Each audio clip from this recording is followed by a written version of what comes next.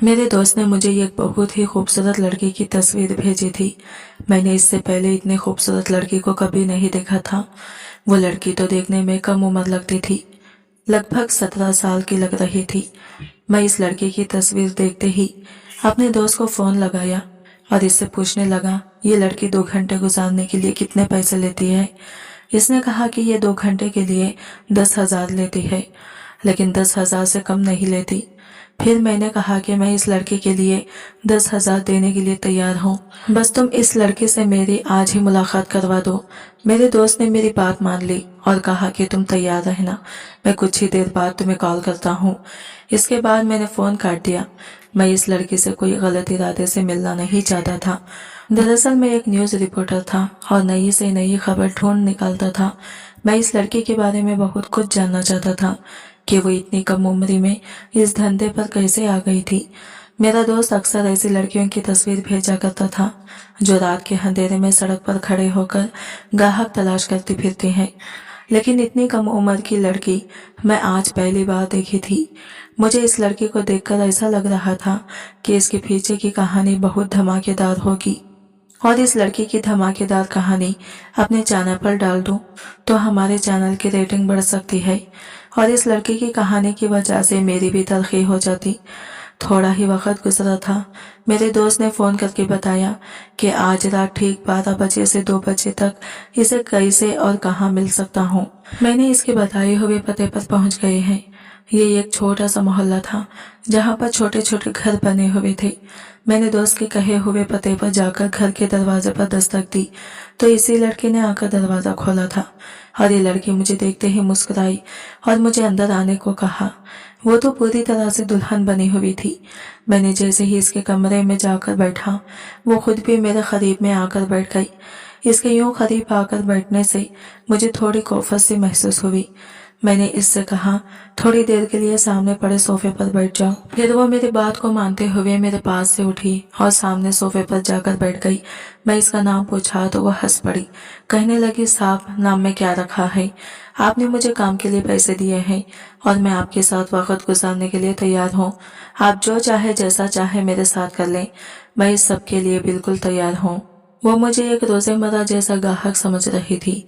मैंने मुस्कुराया, फिर इसे कहा, मैं यहाँ पर तुम्हारे जज्बात के साथ खेलने नहीं आया, बस मुझे तुम बहुत खूबसूरत लगी और मैं तुम्हारी खूबसूरती बहुत करीब से देखना चाहता था। इसी वजह से मैं तुम्हें मिलने के लिए आया हूँ। क्या तुम कुछ अपने बारे में बताओगी? मैंने जानबूझकर अपनी न्यूज़ रिपोर्टर वाली बात छुपा दी थी ताकि वो आराम से मुझसे बात करें। मेरी बात सुनकर वो हैरानी से कहने लगी, अब तो इसे खुद भी याद नहीं कि वो कौन है, भला मुझे क्या बताएगी। इसके बाद में इतना डर था कि मेरे रोंगटे खड़े हो गए। फिर खुद ही आहिस्ता आहिस्ता से मुझे सब कुछ बताने लगी, जिसे जानकर मेरे सर पर आसमान टूट पड़ा। और शायद ये सब कुछ सुनकर आपके भी आंखों में आंसू आ जाएंगे कि किस तरह एक मासूम बच्ची अपने ही रिश्तेदारों की वजह से यहाँ तक पहुँच गई। ये कहानी आपको इसकी ज़बानी सुनाता हूँ। मेरा नाम शहनाज है और इस दुनिया में शायद मैं एक ऐसी बदनसीब लड़की थी कि मेरे पहला बाप मुझे और मेरी माँ को इस वक्त ज़माने के रहमो करम पर छोड़कर चले गए जब मेरी उम्र सिर्फ 5 साल थी। मेरे बाबा को तो एक बेटे की ख्वाहिश थी, लेकिन मेरे बाद मेरी माँ कभी भी उम्मीद से नहीं हो सकती थी। मेरे पैदा होने से माँ को कुछ पेचीदगियों का सामना करना पड़ा था, जिसकी वजह से माँ को फिर से माँ बनने की सलाहियत छीन चुकी थी। लेकिन मुझे इस बात की उम्मीद ही नहीं थी कि आने वाली जिंदगी मेरी इससे भी ज्यादा बदतरीन हो सकती है। मेरा सगा बाप तो मुझे हर रोज मारता पीटता था और मुझे बोझ कहकर मेरी माँ पर जुल्म करता था। कभी कभी तो मेरी माँ 2 वक्त के खाने के लिए भी इसके आगे मिन्नतें करती थी।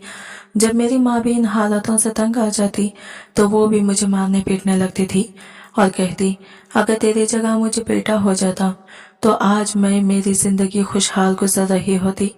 और फिर हमारी जिंदगी में एक ऐसा दिन आया जब मेरा बाप ये कहकर मुझे और मेरी माँ को तन्हा छोड़कर गया कि इसका गुजारा अब यहाँ हमारे साथ नहीं हो सकता, क्योंकि इसे एक ऐसी औरत मिल गई है जो इसे बेटा दे सकती है।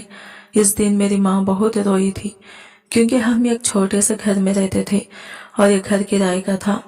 ना ही हमारे पास पैसे थे और ना ही कमाने का कोई वसीला। मेरी नाना नानी का इंतकाल हो गया था और मेरी माँ को मामू से कोई उम्मीद नहीं थी। मेरी माँ को मेरे चेहरे से ही नफरत हो रही थी। क्योंकि मेरी वजह से ही इनके मुकद्दर में खाक भर गई थी। लेकिन वो माँ थी, वो मुझे कैसे छोड़ सकती थी।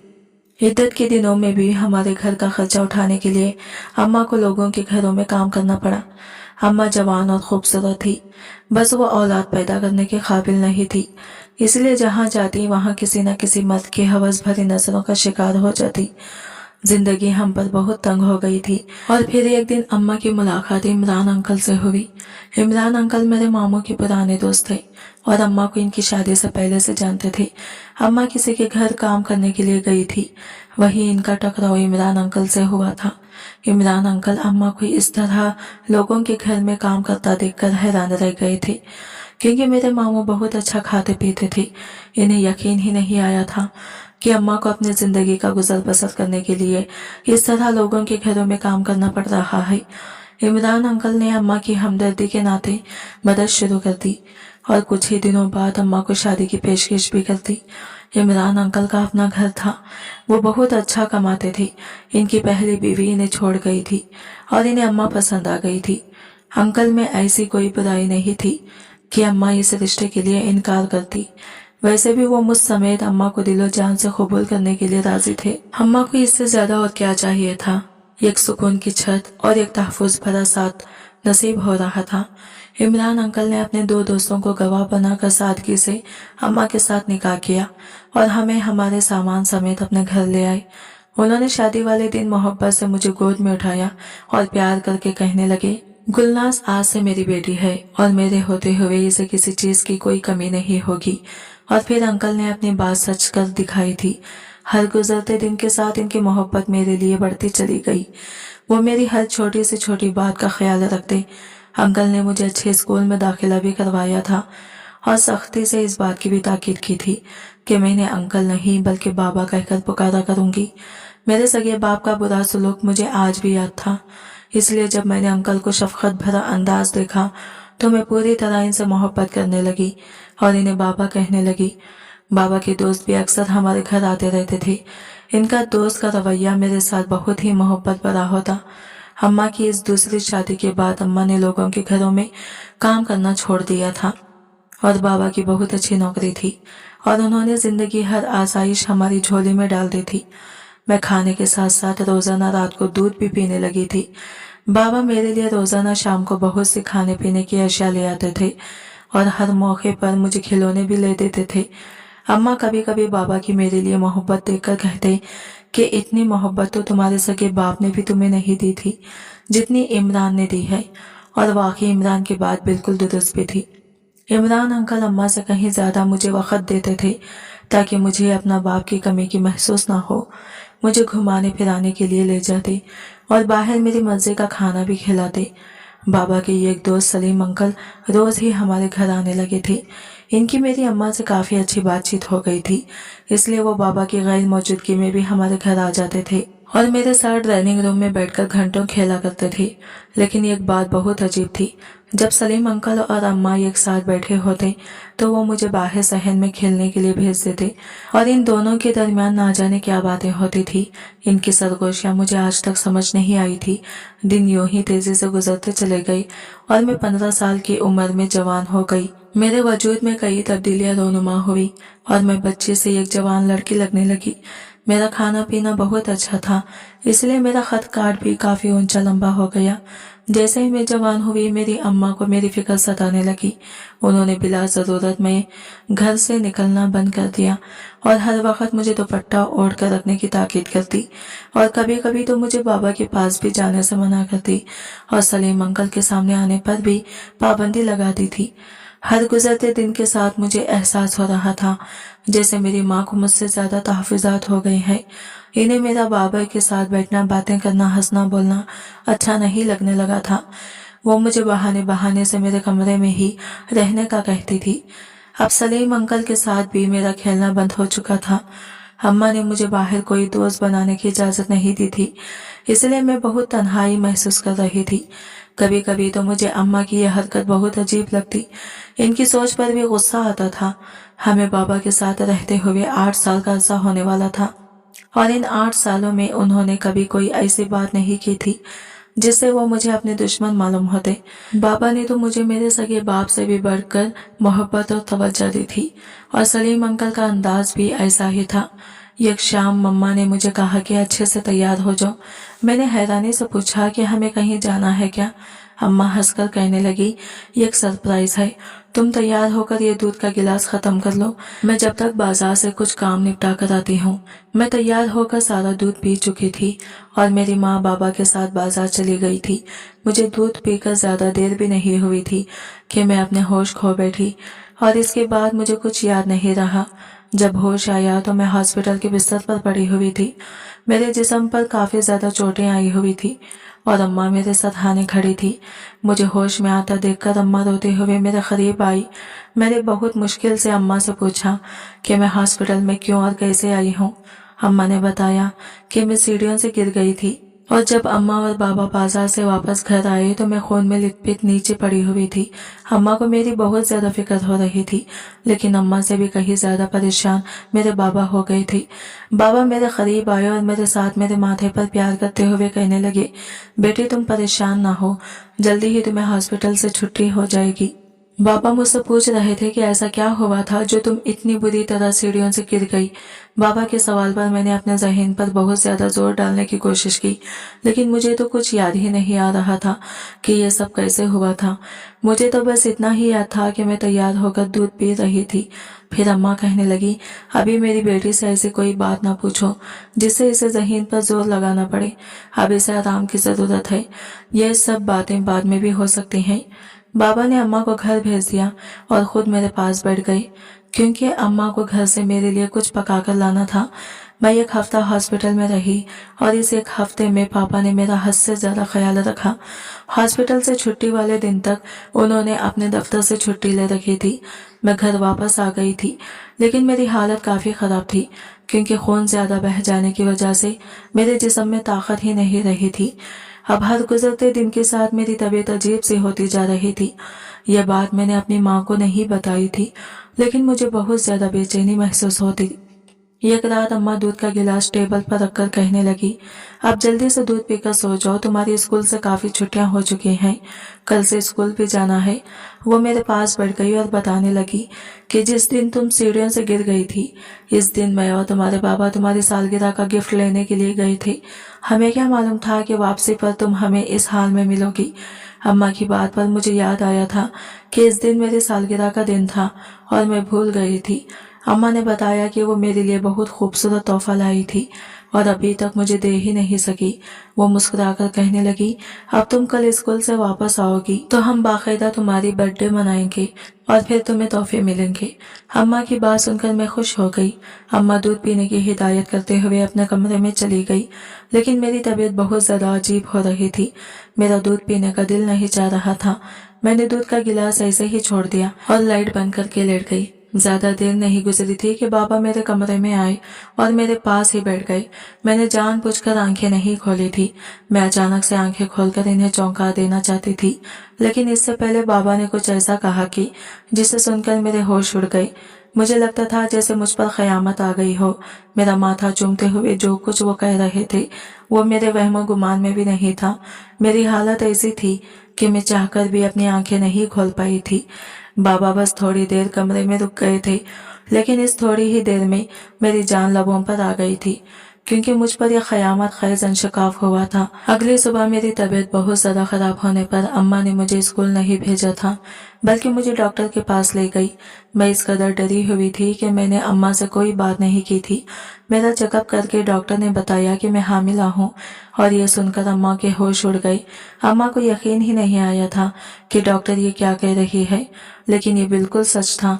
अम्मा मेरा हाथ पकड़कर मुझे खींचते हुए हॉस्पिटल से वापस ले आई थी।